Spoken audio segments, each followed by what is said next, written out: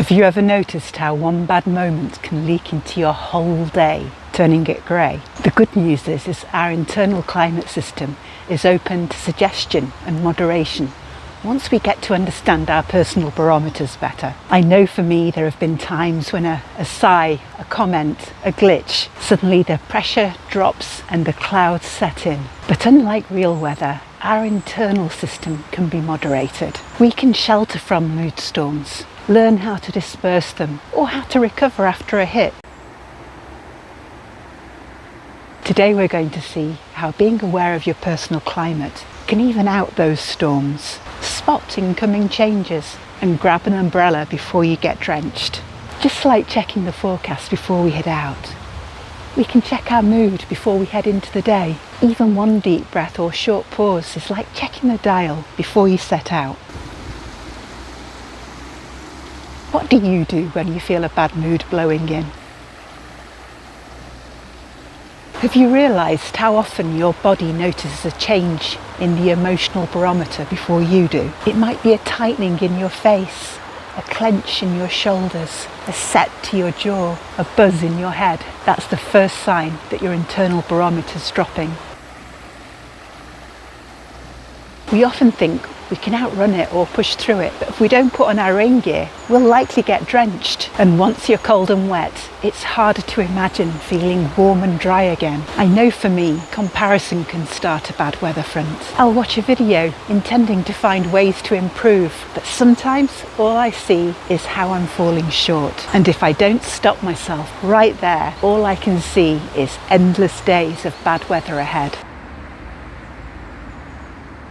We can't predict the future. We create it as we go, one small step at a time. When I stop and take a deep breath or two, the outlook shifts. And I remember sunshine's never too far away. So it helps to limit how many negative perspectives we take in and look out for positive possibilities too. What's one small thing that tells you that your mind's starting to spiral?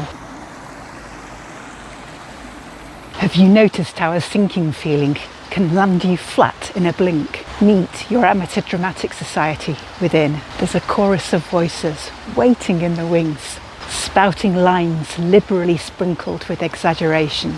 That always happens. They never do that. Nobody listens. Everybody ignores it, and their overacting can sweep us away if we don't give them the hook. Like for me, when a voice mutters, "I'm never gonna get there," or sneers, nobody gives a hoot what you think. And let's not forget the classic, absolutely everyone is doing better than me. I have to remind myself these extremes are lies. Even just shaking my head and forcing a wry smile can quieten them down. It's all bark and no bite. Those thoughts have more holes than a sieve. What does your inner chorus say when they're whipping up a storm? And how can you tell them to pipe down? Have you noticed how you can spot someone's mood at 50 paces? An expression, a posture, a tone. Here's the thing, you don't have to brave the storm. You can choose a little distance, a little quiet. It's a human thing. When we've been stung, we sting back. So it's better to let a bad mood wasp buzz by when you can. At work, I've found stillness useful. I'll set myself projects that require my full focus. More often than not, the wasp buzzes on. But leaving something sweet out, like an opinion to be criticised, can often draw a sting. Withdrawing quietly can save you pain. So tidy your space, sip a drink, rotate your shoulders. Do the little things that reintroduce calm. And if you do get stung, a little breathing space can stop you from buzzing off and stinging someone else. Whose moods tend to seep into yours? And how can you create space without guilt? Isn't it funny how laughter can stop a mood in its tracks? Your face is set, your hands are clenched, and then suddenly something funny cracks through. When we learn to spot the physical signs of a bad mood, taking physical steps can be just the reset we need.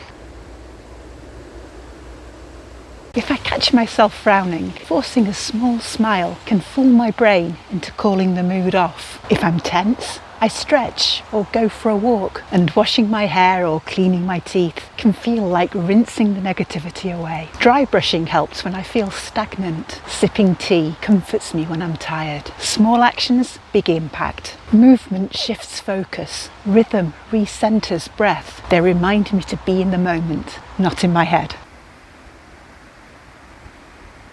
Why not try a small action now? Knee lifts, arm rotations, a gentle stretch, and feel your attention move from your thoughts to your movement. As my mum used to say, tidy house, tidy mind. What action helps you reset? Despite our best efforts, sometimes we just catch a storm. Maybe you were overtired or overwhelmed, but suddenly you're in the greyest of days. When my thoughts talk down at me, all the shoulda, coulda, wouldas, my mood can drop fast. I feel defeated, but defeat is only one choice away from recovery. For me, upliftment comes first. The worlds of books, the possibilities of daydreams, the inspiration of nature. Then I restock with sleep, movement, laughter. Rest isn't about being lazy, it's about recouping after the storm. You don't have to recover fast. You just need to stop the spread and rest. What small shift can lift you back up today? Your weather will change. That's what weather does. But knowing how to read it means you can walk through storms with a bit more ease.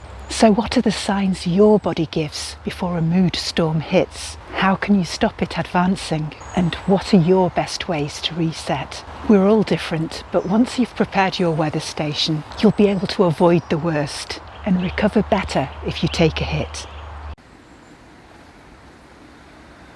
Sunny days don't mean perfection, just a calmer time to see what really matters. Have you checked your personal forecast for today?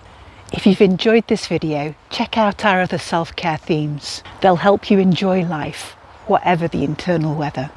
Take very good care of yourself.